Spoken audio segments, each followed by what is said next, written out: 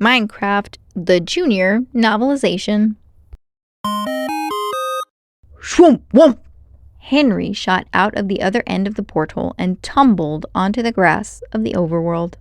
The orb in the crystal box flew out of his hands and landed on the ground. Lying there, Henry felt the blades of grass between his fingers. They definitely felt weird. Not like grass back home. Could they possibly be square? He sat up and looked around at the bizarre, blocky landscape. Whoomp whoomp whoomp! Garrett, Natalie, and Dawn came flying out of the portal, landing on Henry in a big pile. Groaning, they untangled themselves, stood up, and stared at the place they found themselves in. It was quite a sight. Everything looked cubic. The mountains looked like a set of stairs. Chunky clouds floated over them. A square sun shone in the sky. Scanning the countryside all the way to the horizon, they saw desert, jungle, tundra, plains, and an ocean in the distance. None of it looked normal. "We're not in Idaho anymore," Garrett muttered, amazed. Natalie shook her head and rubbed her eyes, refusing to believe they were seeing anything real. "I think we're experiencing a shared delusion. Group insanity. The French call it a folie à deux." Garrett snorted. "The French have some stupid word for everything." "That's just called language," Dawn pointed out. "Who are you again?" "Garrett, the Garbage Man Garrison, Gamer of the Year 1989. Henry picked up the cube. Pulsating in his hand, it began to pull him again. "Garrett," he said, "this orb still wants to go somewhere. It's pulling me toward that weird pink thing over there." Garrett looked to see what Henry was referring to. When he saw a pink sheep, his gamer's instinct kicked in. A local beast," he said knowingly. "If this is what I think it is, that's our first quest giver." He grinned. "Hank, we're going to be rolling in riches very soon. I'll do the talking." Henry and Garrett hurried toward the pink sheep tugged by the pulsating orb. "Henry!" Natalie called to her brother. "Get back here!" She and Dawn ran after the two treasure hunters. Deep in the gloomy nether, piglins pounded gold into armor and weapons. The only craftwork permitted there was making things for war and destruction, or for the glory and honor of their leader. Malgosia smiled a sickening grin as she watched the top of her staff flicker and spark back to life. "The orb of dominance," she hissed, her eyes flashing with desire. "It has returned!" She remembered how the orb had been stolen from her so many years ago, and who had stolen it. Flanked by two guards, Malgosia went straight to the dungeon where Steve was still being held prisoner. He was filthy, with tangles in his long beard and his hands chained to the rock wall. Despite the chains, he was chiseling a statue of the piglin sorceress. When he saw her, he dropped his chisel. "Malgosia, my liege," he cried. "Super stoked you're here. Would you like some glad tidings? In the form of a song I've written in your honor?" He started to hum. Malgosia slammed the base of her staff on the stone floor. Bam! "I'll take that as a no," Steve said. "The orb has returned," she announced. Steve's eyes widened. "It can't be. Has Dennis brought it?" "With the orb's power, I'll block out the sun and destroy the overworld once and for all," she cackled. "You stole the orb from me," she said, pointing her staff at Steve's chest. "And now you will retrieve it." As best as he could with his hands chained to the wall, Steve bowed. "It would be a privilege, my liege. We're going to unbind you now," Malgosia continued, nodding to her guards. "Don't do anything foolish." "Of course not," Steve replied. But as soon as the piglins had freed his hands, Steve grabbed one of the guard's blades and held it to Malgosia's throat, shouting, "Snake attack!" Laughing, Malgosia held up Dennis's collar. "Go ahead," she dared him. "Strike me down. My piglins will make a meal of your beloved wolf." "Dennis?" Steve asked. "Where is he? How do I know you're telling the truth?" "You don't," Malgosia said. "There's only one way to find out. the orb for your little dog's life. Garrett, Henry, Natalie, and Dawn gathered around the pink sheep, which was contentedly munching on grass, ignoring them. Garrett stepped forward and spoke slowly. "Hello, wise quest giver. We humbly seek gold. Give us a quest that will lead us to your treasure lode." The pink sheep just kept eating. "Garbage man," Dawn said, "I work in the animal field, and I'm telling you, that thing doesn't understand a word you're saying." Natalie gestured toward the cube in Henry's hands. "What is that thingy? Why are we following it?" "Because it's gonna lead us to treasure," Henry explained. "You seriously believe that?" Natalie asked. Yeah, Garrett said confidently. "Hank's holding the treasure magnet. We're about to be gazillionaires." He rubbed his hands together greedily. "This is not how you solve problems in real life," Natalie said. "With magic cubes?" She started to walk off and said firmly, "Come on, Henry, let's go." "Yeah," Dawn agreed, following her. "I gotta get home and make a cheese board for a quinceañera," she explained. Suddenly, the sky shifted from day to night. A cubic moon replaced the sun. A wolf howled. "Oh!" "Great," Natalie said. "Now it's dark." "Did that sunset feel real quick to anyone else?" Dawn asked. The wolf's howl was soon followed by other disturbing sounds. Gurgling, hissing, growling, and moaning. The noises seemed to be coming from the dark woods nearby. Frightened, the pink sheep ran off. "Guys," Henry asked nervously, "what's happening?" Shapes were moving in the darkness. "All right, everybody stay calm," Garrett said. "Free hot garbage tip. Fear is just weakness taking control of your body's cockpit. And if that happens, you can say goodbye to your body plane's navigation system." "What?" Natalie asked, utterly confused by Garrett's advice. Skeletons burst out of the woods, armed with bows. They shot arrows as they charged forward. Henry, Natalie, and Dawn screamed. Garrett took off running. The others ran in a different direction toward a stand of trees. As Malgosia looked on, piglin guards escorted Steve to the portal between the nether and the overworld. The portal shimmered with sickly purple energy. "Find the orb!" Malgosia commanded. "You have 3 poop cycles to complete this task." Steve made a face. I think you mean 3 days." Shaking his head, he stepped toward the portal. "Gosh, you people are disgusting." Garrett kept running, arrows whizzing by his head. Looking ahead, he saw another horde of skeletons, who immediately started chasing him. "Ah!" Garrett screamed. Not watching where he was going, Garrett fell into a deep hole. Vroomp! A cloud of dirt rose from the pit. At the bottom of the hole, Garrett winced with pain and pulled a pickaxe from underneath his butt. When he looked up, he saw skeletons staring down at him from the rim, fitting arrows to their bows. "Oh no!" Garrett groaned. Out of desperation, he swung the pickaxe at the wall of dirt in front of him. Blocks of dirt disappeared. Without really understanding how this was possible, Garrett swung his pickaxe again and again, tunneling horizontally away from the hole before arrows rained down on him. At the same time, Henry, Natalie, and Dawn ran through the woods. Cube-headed skeletons riding red-eyed spiders, spider jockeys, were closing in on them from all sides. "Run!" Natalie shouted. The spider jockeys fired their arrows, but instead of hitting their targets, they accidentally shot each other. They began to fight amongst themselves. In the confusion, Henry, Natalie, and Dawn escaped into a clearing. Henry glanced back to see if they were being pursued. When he turned to look where he was going, he ran right into a tree. Wham! The orb and the crystal box flew out of his satchel, landing in a pile of leaves. Natalie ran over to Henry. "Hey, are you okay?" Henry was staring at the tree he'd run into. The part of the trunk he'd smacked into had disappeared. The top half of the tree was floating, supported by nothing. Henry waved his hand through the space between the stump and the upper half. It seemed Impossible. Whoa, Henry said. Natalie stared too. This can't be happening. Trees don't float.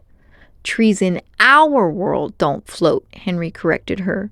He felt around the tree trunk thinking. Then he punched the trunk. Another cubic chunk flew out. He punched again, fascinated. They heard gurgling sounds. They all turned to see what was making them. Gang, Dawn said, we got a zombie problem. The zombies were lurching toward them. Luckily, zombies are slow. Henry picked up a cubic chunk. Instinctively, he half threw and half placed it. As he did so, it expanded into a large wooden block. He tossed more cubes, and they all turned into wooden blocks. Henry, Natalie snapped impatiently, we don't have time to play around with blocks right now. We're about to die. Henry stacked several of the blocks into a wall and kicked it. It held. The wall was solid.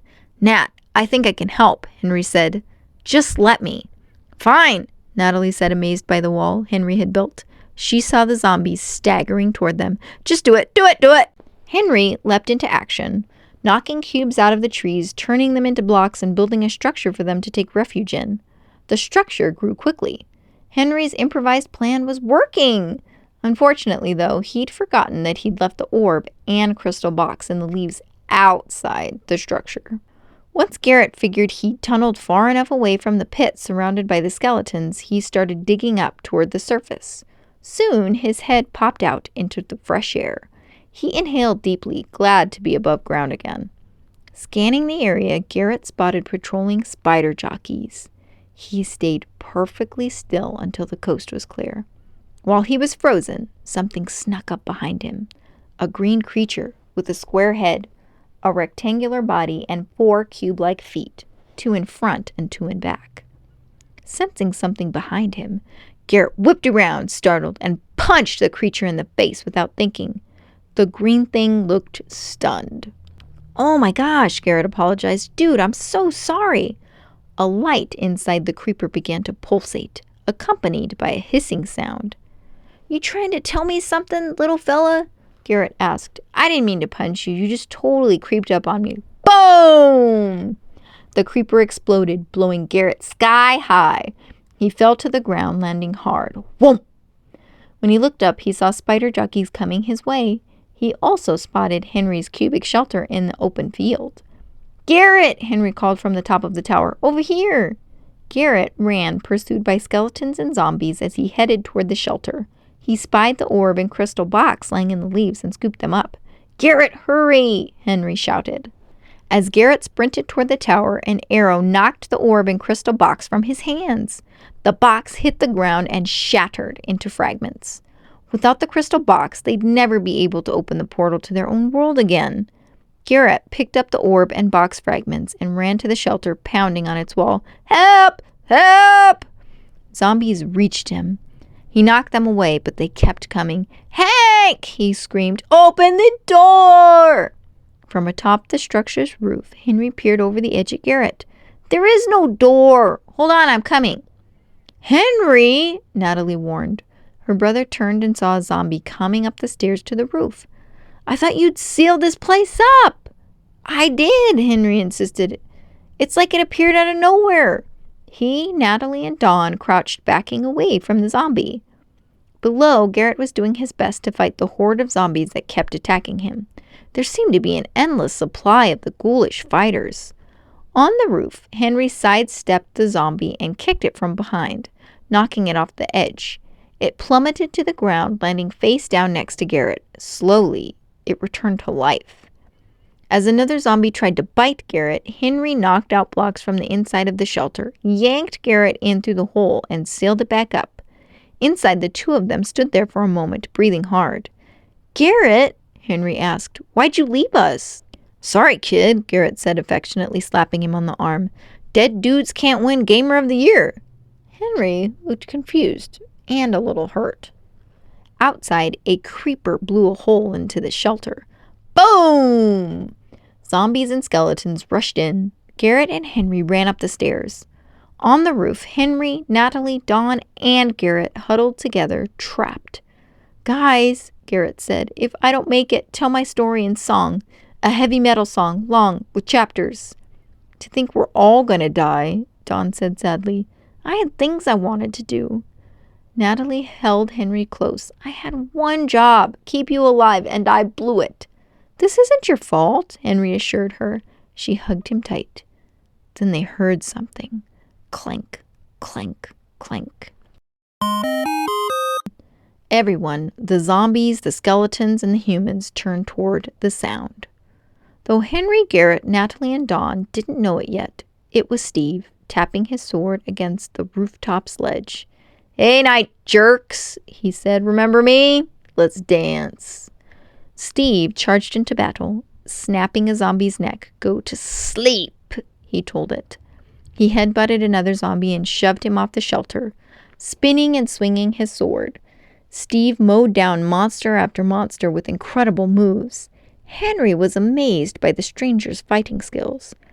The sun rose and the remaining fiends burst into flame. Steve knocked down one last dying skeleton with his elbow.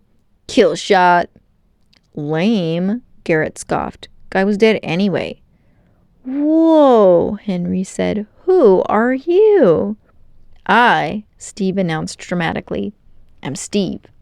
It was clear that the other 4 humans had all been expecting a grander answer, something that started with Sir or Master or even Super. Who are you people? Steve asked in turn. Where's Dennis? Henry looked puzzled. We don't know any Dennis. Then how'd you get that? Steve asked, reaching for the cube in Garrett's hand. Garrett held the cube out of reach. Easy, home slice, he warned. This is my property. I overpaid for it, quite drastically. Do you even know what it is? Steve challenged, pointing at the blocky object. That's the orb of dominance. That's a cube, Natalie told him. Steve shook his head. You people seriously have no idea what you're dealing with. Give the orb to me and no one gets hurt. No way, Natalie countered. We needed to get home. The broken box was in Garrett's other hand. Steve peered at it. Broken? Hate to take a big fat dumparoo on your plans, but without the earth crystal box, you can't get home. Garbage man busted it, Dawn said accusingly. Nuh-uh, Garrett said. While Garrett was concentrating on the broken box, Dawn swiped the orb and handed it to Henry. Why don't you hold this, Henry? Pure of heart and all that. Henry stashed the orb in his satchel. Hey, so do I, Garrett protested. Looking worried, Natalie took a step towards Steve. Are you implying that we're stuck here? No, Steve answered. I'm just saying it flat out. There is only one way you could ever replace that broken crystal earth box, in the woodland mansion, but going there would get you all killed. So would staying here, Henry said, thinking of the zombies and skeletons that came out at night. Fair enough, Steve conceded. He thought a moment. Listen, I can get you back home, but then you gotta give me the orb. I made a deal to retrieve it for a piglin queen. What are you going to do with it? Henry asked. That's none of your concern, Steve told him. But let's just say I have a double cross in mind. So a temporary alliance. What do you say? Do we have a deal? The 4 looked at each other. Henry nodded to Natalie and Garrett. He did just waste like 20 creatures. So maybe we join forces for the time being? It was more like 17, Garrett objected. But okay, under 2 conditions. He turned and faced Steve. 1, always address me because I'm the leader. 2, if you double cross us, I will crack your head between my butt cheeks like a walnut. I'm so sorry, Dawn apologized to Steve. We just met this man. Well, Dr. Swollenstein here just got himself a deal, Steve said, shaking hands with Garrett. All right, first we need to load up on some gear or we're all going to die. Let's head to Midport Village, he started off. Henry followed him. Mr. Steve, how did you do any of that? Garrett didn't love seeing Henry so impressed by Steve. Down in the eternal night of the Nether, Malgotia sat on her throne awaiting news of the orb of dominance. A piglin messenger got close to her ear, then oinked loudly. Oink! Malgotia pulled away from the messenger. If you're not going to whisper, then stand over there! The messenger backed off and resumed oinking. "The orb is with 4 roundlings," Malgosia translated, using their terms for humans. "So Steve betrays me. As foreseen, he's certain to take them to Midport Village. It will be the last place any of them draws breath. General Chungus, step forward." A huge, terrifying piglin officer stepped out of the shadows. The other piglins cowered as he passed by. But when he opened his cruel mouth, he spoke in a surprisingly high-pitched and gentle tone. "Yes, Your Highness?" "Take your finest warriors and bring me the orb," Malgosia commanded. "This time, kill the roundlings." "Sure, no problem," General Chungus squeaked, nodding. "Even Steve?" "Especially Steve," Malgosia hissed. "Oh, that's too bad," Chungus said, disappointed. "I kind of like that guy. Knows how to throw a mean dungeon party. Has great energy." Malgosia handed him a glowing red vial. "Here, take this netherwort so you don't zombify. This is all I have." Without drinking netherwort, the piglins would turn into zombies under the bright overworld sun. "Thanks heaps, Malgosia," Chungus said, holding up the vial. "But I don't think this is going to be enough. Last time we lost a lot of good piglins up there." "Make it work," Malgosia snarled. "All right," Chungus shrugged. "We'll be on our way then." He passed the vial to his piglin troops, who chugged netherwort from it. "Drink up, boys. You don't want to zombify up there. Overworld kind of stinks for us piglins." They headed through the portal, bound for the overworld. Steve led Henry, Natalie, Dawn, and Garrett into a beautiful, busy town. The sun shone on the timber-framed buildings, mountains rose in the distance, and a huge stone arch served as a natural entryway. "Here it is," Steve announced, "Midport Village. I've got a secret stash of elite loot that'll help us survive the woodland mansion." Dawn noticed cubic citizens with long noses curiously staring at them as they walked through the streets. "Hold up," she said. "Who are these guys?" "Oh, these dudes," Steve said. "They're the villagers." "They're not gonna eat us, right?" Natalie asked. "No," Steve chuckled. "Of course not. They're total pacifists and vegetarians. You don't bug them, they won't bug you. They just like to trade, chill out, and eat buttloads of bread. They love crush and loaf." He gestured toward a villager who was biting into a long loaf of brown bread at that very moment. But it's actually a pretty sweet community. Each villager plays an important role, except the nitwit. Each village gets one, kind of like the town idiot, but we like 'em. Steve nodded toward a villager repeatedly walking into a shut door. Bonk, bonk. A cow watched the nitwit, slowly chewing its cud. "So the villagers built all this?" Garrett said, looking up at the homes and shops. "Yep," Steve confirmed. "You know what's even crazier? I've never even seen them use their hands. It's insane." They passed a very tall ladder leading to a diving board. Llamas were lined up waiting to jump off the board. One bounced off and landed in a tiny pool. Splash! "What's that?" Henry asked. Steve looked over casually to see what Henry was asking about. "The world's tallest diving board going into the world's smallest pool. I built that years ago." Another llama bounced off the diving board and plunged into the pool. Splash! "Looks like you've got yourself a llama problem," Garrett observed. This is what happens with no alpha present. He resented being led around by Steve and didn't want to miss an opportunity to criticize him. But Dawn was impressed by the diving llamas.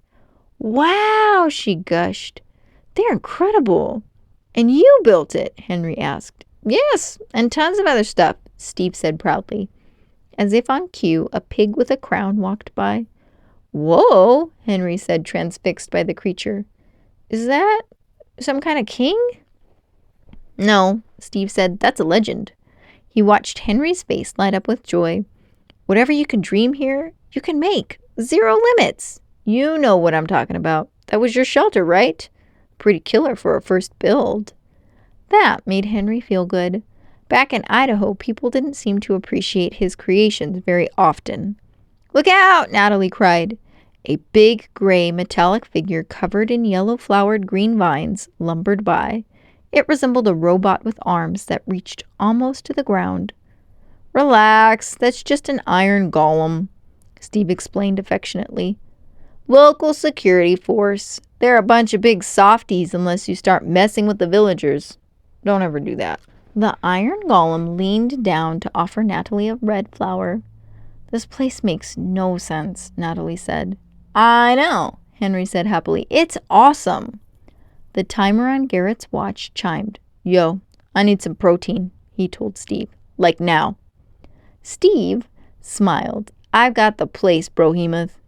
He led them to Steve's hot lava chicken shack in a bustling outdoor market. A bored villager stood behind the counter waiting for customers. "You ever wonder what happens when you mix hot lava and chicken?" Steve asked. "I did, and you're about to find out." "Are we really taking a pit stop to feed the garbage man?" Natalie asked, eager to get back home. "Sorry, sister," Garrett said, flexing his massive biceps. "You don't get these petting kittens. You get these taming lions." Steve pulled a lever. Hot lava cooked up a serving of chicken. Lava, chicken. Steve's lava chicken, yeah, it's tasty as hell. Ooh, mamacita, now you're ringing the bell. Crispy and juicy, now you're having a snack. Ooh, super spicy, it's a lava attack. He took a big bite of chicken and immediately spat it out. "Ah, yeah. Oh, way too hot. Hot.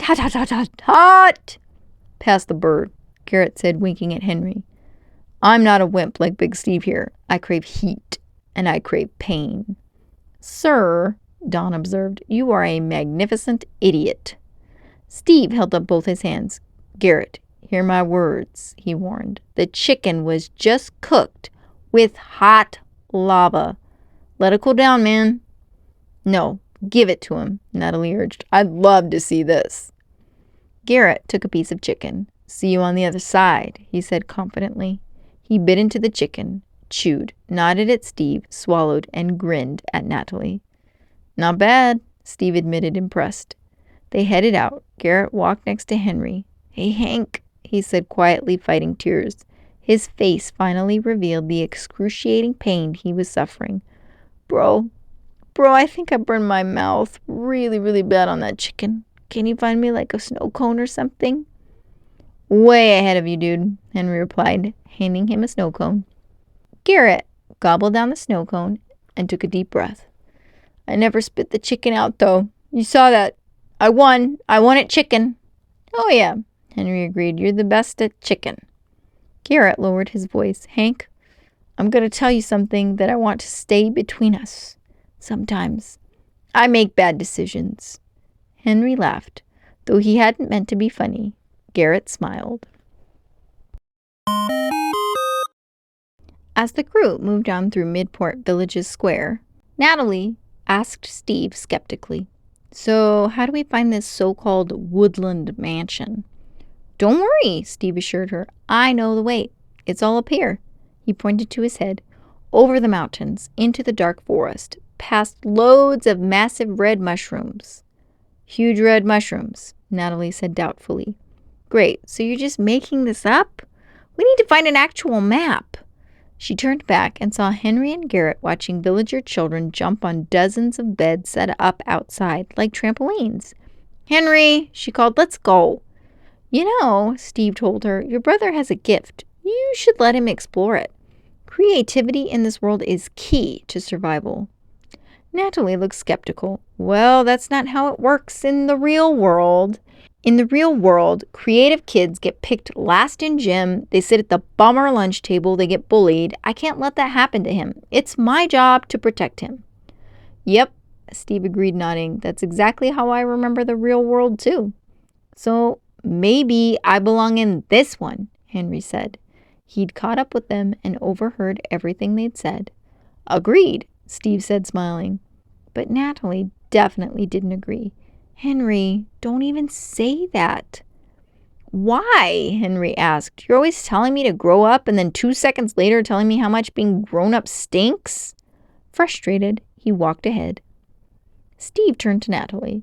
"Henry's not the one you're protecting. He was implying that Natalie was really just protecting herself. Steve trotted ahead to join Henry. Natalie stood there thinking, could Steve be right? Was she just trying to protect herself, not Henry? As he passed Natalie, Garrett said, "For the record, this is why I never had sisters." Dawn caught up with Natalie. "Hey, you okay?" she asked. "Come on, I found some dude selling maps." They headed to the map stand together. The three guys reached Steve's secret stash of supplies in the village's armory. Steve gestured towards stacks of equipment. TNT, firework, rockets, and blades for days. He said proudly, "Everything we'll need to make it to the Woodland Mansion." Looking around, Garrett said, "Don't love the layout. The karmic flow's all impacted, dude. Feel it in my wrists." He picked up a large blocky gem. "What's this junk?"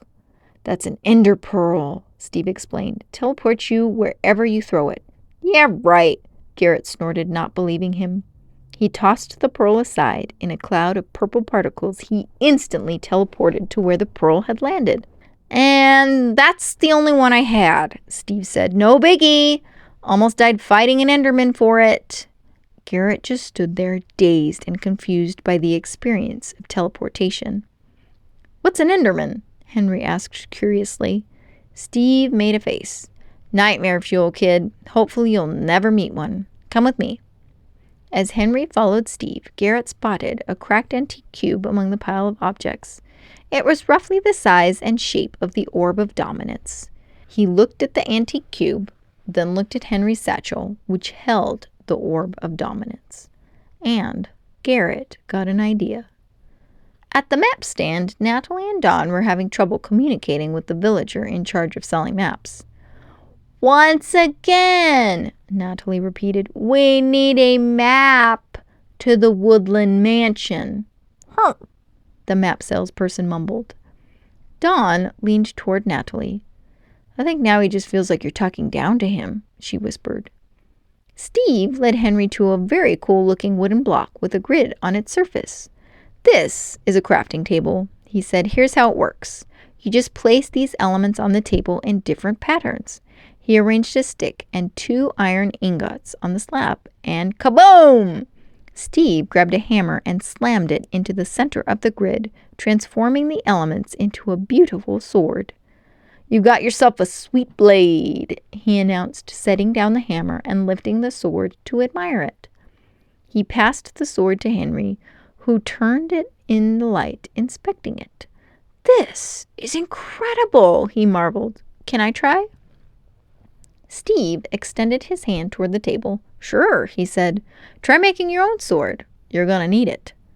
Searching the room, Henry chose several different pieces, then carefully arranged them on the crafting table. He smiled, enjoying creating something new. Wham! Henry hammered the grid, and the pieces were forged into a single object. He lifted it. A hybrid weapon combining a sword, an axe, and a mace, all covered in interesting design details. "Check it out! It's a battle swax!" Henry said proudly, combining the words sword and axe into swax. He studied Steve's face, trying to read his reaction to the weapon. I know I didn't do the assignment." "No, you didn't," Steve agreed. Then he grinned broadly. "You did better! You ignored the assignment. You let your imagination run wild." Henry beamed. He'd been waiting a long time to hear someone say that. Cracking his knuckles, Garrett stepped up to the crafting table. "You want to see a blade?" he asked. "I'll show you a blade." Without really having a clue of what he was doing, Garrett started wandering around the chamber, randomly gathering materials. "I was invited to join a ninja clan once," he bragged, "because of my ability to move freely among the shadows. But you have to sacrifice everything and become nameless. And I just wasn't willing to do that." "I know exactly what you mean, G-Man," Steve said, nodding. "Back in Idaho, I was a member of the Three Ninjas clan. My specialty was throwing stars. They called me Triple S for Starman Steve. It's not easy fighting crime under the cloak of darkness, but sometimes you have to answer the call, and I was willing to do that." Garrett haphazardly set some iron ingots on the table. He took a mighty swing with the hammer, slamming it down on the grid. Clank! The ingots were forged into a bucket. "That's okay, bud," Steve told him, patting his shoulder. "Buckets are useful here." Garrett growled, scowling. Henry stepped up to the table. "Hey, can I try something else?" No one said he couldn't, so he added some pieces to the bench and turned Garrett's bucket into 2 buckets, attached by a thick linked chain. He picked up his creation and handed it to Garrett. "Check it out." Garrett swung the buckets around like nunchucks. "Not bad," he chuckled. "Not bad. Buck-chuckets." Henry got another idea. "Can I try something else?" he asked Steve. "Totally," Steve said. "Let it rip, Hank." "Hey, that's what I call him," Garrett objected. Henry emptied his pockets. From the small pile of stuff, he picked out a 9-volt battery, a paper clip, the pink eraser Mr. Gunchy had tossed him in art class, and a tater tot. "Pocket tots?" Garrett asked. "Dude, you had tots this whole time?" Henry combined the 4 items from his pockets with elements from Steve's supplies, including a hunk of iron and a wooden stick, and arranged them on the crafting table. Wham! Steve and Garrett leaned in to see what Henry had crafted, a small cannon of some sort. "Check it out," Henry said. "A tot launcher." He fired a tot at the wall. Boom! The tot exploded. Steve was bowled over by Henry's creativity. "Dude, I never thought about doing that. You just used boring junk from the real world to craft something amazing. That's next level." Pleased by Steve's praise, Henry inspected his tot launcher. "Steve, come here a sec," Garrett said, pulling him aside. "There was a note with the orb that said something about riches?" "Sure," Steve said, nodding. "There's riches everywhere. I keep a fat stash of diamonds at the Redstone mines." Greed shone in Garrett's eyes. "Nice. Is your treasure load on the way to this mansion?" Steve shook his head. "Not at all. It could be a major detour, and the mines can be perilous." Shrugging, Garrett said, "Guess we're going to be making that detour then." He opened his coat to show Steve he had the orb of dominance. While Henry was concentrating on crafting new items, Garrett had swapped the cracked antique orb for the one in his satchel. "I'll make it simple for you," Garrett stated. "No diamonds, no orb." As Steve thought about Garrett's ultimatum, they both heard a low rumbling. The ground started to shake, and weapons fell to the floor. Clank! At the map stand, Natalie and Dawn and all the villagers felt the shaking too. They had no idea what was causing it, but it had to be something big. "Is this normal?" Henry asked Steve nervously. "No," Steve said. "This is bad." He hurried outside to see what was going on. Henry and Garrett followed him. As they stepped out into the square, they saw a terrible horde of piglin soldiers led by General Chungus charging into the village. Villagers scattered as Chungus raised his fist, setting his army loose. At the map stand, the vendor ran off. A piglin fired an arrow into a villager near Dawn and Natalie. Poof! The villager disintegrated. Screaming, Natalie and Dawn pushed over a table and ducked behind it, using it as a shield. Arrows slammed into the table. Thwack, thwack, thwack, thwack. What are those things?" Garrett asked. "Piglins," Steve answered. "They must be after the orb." As arrows whizzed by, Steve held up a shield. Garrett and Henry ducked behind him. Chungus was barreling toward them, casually swatting villagers aside like pesky bugs. When he spotted Steve, he gave a friendly wave. "Hey, Steve. Good to see you, man. Just here to follow up about the orb." "Crap," Steve sighed. "Chungus. Malgocious double-crossed me." Chungus was getting closer.